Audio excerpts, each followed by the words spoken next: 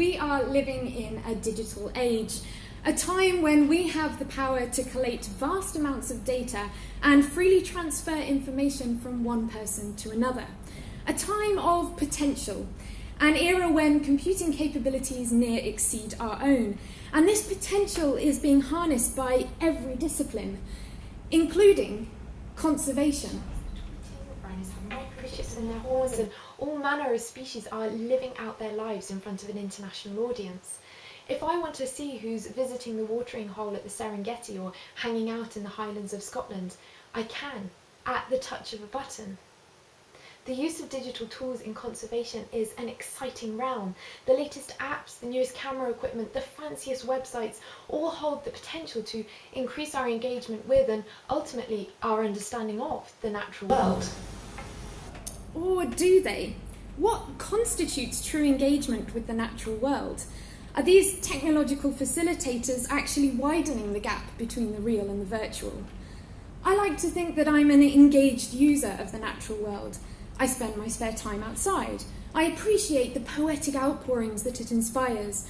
I enjoy the feeling of well-being that comes from being immersed in the great outdoors. But I also immerse myself in the environment digitally. I engage with an online community of fellow natural world appreciators.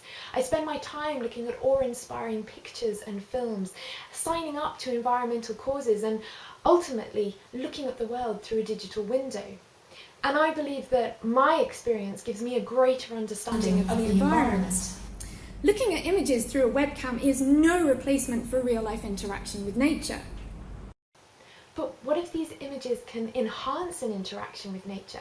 Consider the webcams that are used at RSPB reserves to see right into the nest of an osprey, allowing people to get right up close to chicks and intruders alike.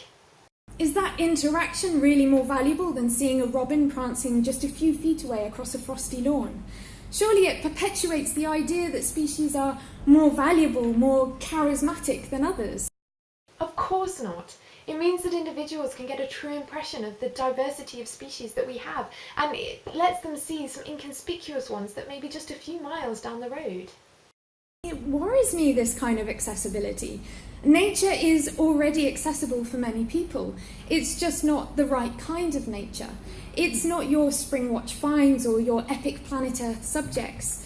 We're creating a hyper-real nature that is slowed down, magnified and storified for our pleasure. Nature has always been about pleasure. Nature has always been about experience. We're just creating a new way to experience it for a new generation.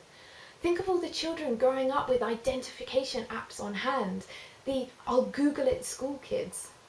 What about their true experience? Are we really going to have kids Instagramming their outdoor pursuits with #Turdus Merrila outside my window? Hardly. What you might get though is a kid that says, "Oh, I wonder what that bird was. I like the sound that it made." And within minutes they've downloaded an app onto their phone that shows them all manner of different birds in their area. That curiosity needs to be there first though, before technology is involved. Well, if that's true, there's a large proportion of people that will never be reached by environmental communication efforts. So where are we going wrong? We need technology to work in our favour. We need people to be so inspired by what they experience on screen, it will be transcribed into action off screen. How do we make that link? For a start, you take technology outside.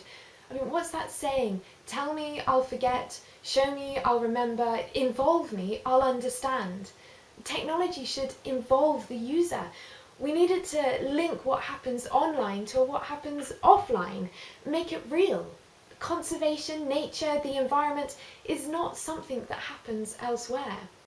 And we should get conservation bodies communicating as well. Cross-organisational digital platforms that focus on the real goal. The real goal? Well, the real goal is conservation, isn't it? As Darling said in his Reith lectures, technology is merely a tool to address a problem. We should be using it to gather information, process findings, get people included in environmental causes or decision making. Well, because otherwise, we're not really changing stories.